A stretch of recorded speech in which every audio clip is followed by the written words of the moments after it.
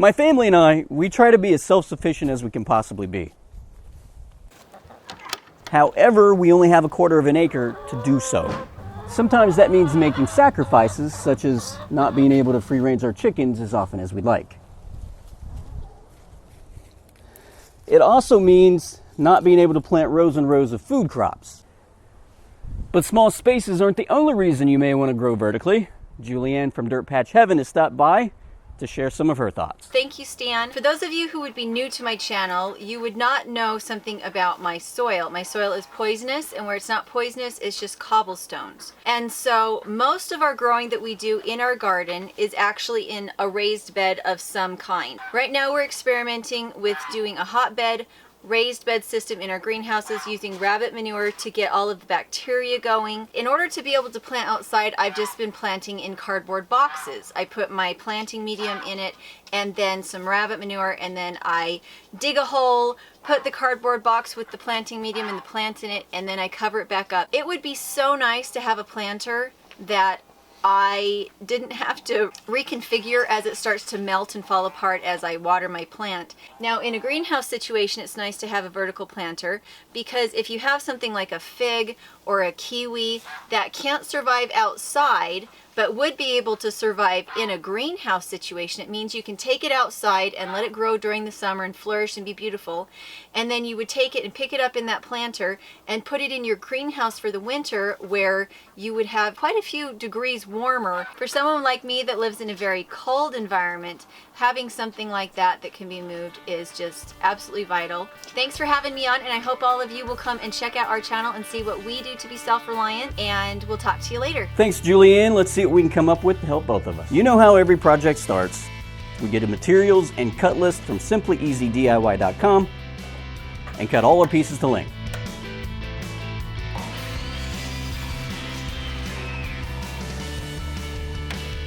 Now the base portion of our vertical planter boxes is as simple and as easy as I can make it.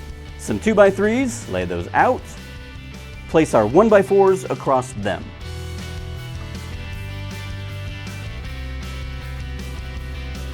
Flush them up nice and straight.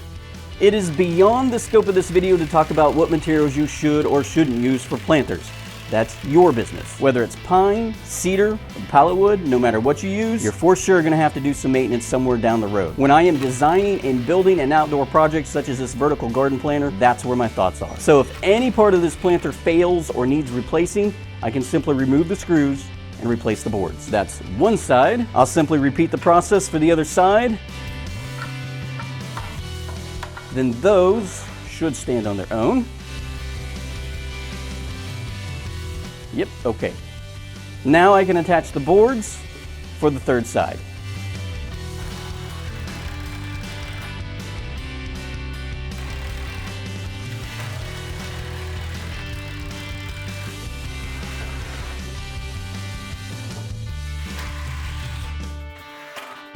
All right, there is the base of my planter.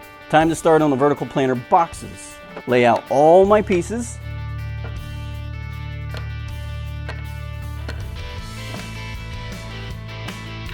Flush them up.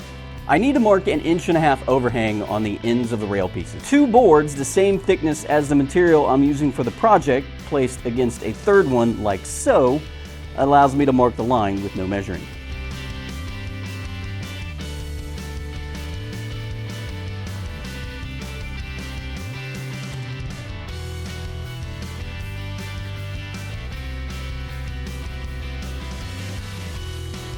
A line of wood glue. Make sure it's rated for outdoor use, by the way. Even then, I'm not a big fan of using glue for projects like this. There is a reason for that, and there is a reason for this. I'll talk more about that on the blog post, simplyeasydiy.com. Check the description. I'll have all the links, including a special extended bonus footage video of this project over on my second channel, Simply Easy Homesteading. For the shorter ends of the vertical planter boxes, just line everything up and attach in the same manner.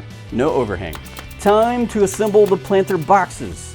2 longer sides with the overhangs are outside the 2 shorter ends.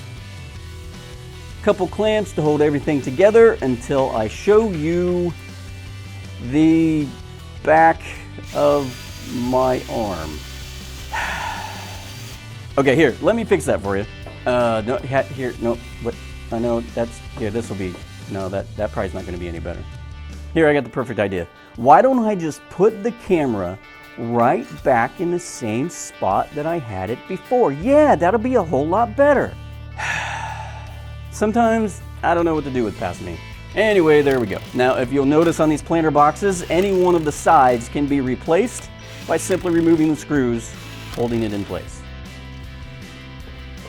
Attach the ledges for the bottom slats.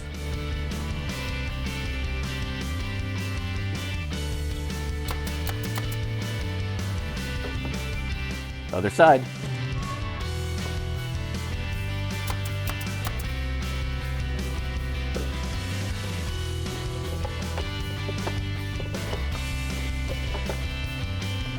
A few holes for drainage. Continuing the theme of simple, I cut a few ledge pieces from leftover 2x3 and attach those to the vertical planter posts. The boxes will sit on those and be secured in place with bolts that'll go through the posts and the planter boxes. This allows for the boxes to be removed and relocated in a greenhouse or a cold frame during winter months. Additionally, a bottom could be added to the base planter and with the aid of 2 people could be moved into the greenhouse as well. I made sure the dimensions would allow it to fit through a standard sized doorway. Live in a condo or an apartment? This would be great for a small balcony or a patio as well. Thanks Julianne from Dirt Patch Heaven for helping me out with this project. Be sure to stop by her channel and say hello. She has all sorts of videos that'll help you be more self-sufficient on whatever size homestead you call home. Hey, thanks for watching. Don't forget to check out the extended bonus footage video over on Simply Easy Homesteading. Here's a link for you. Until then.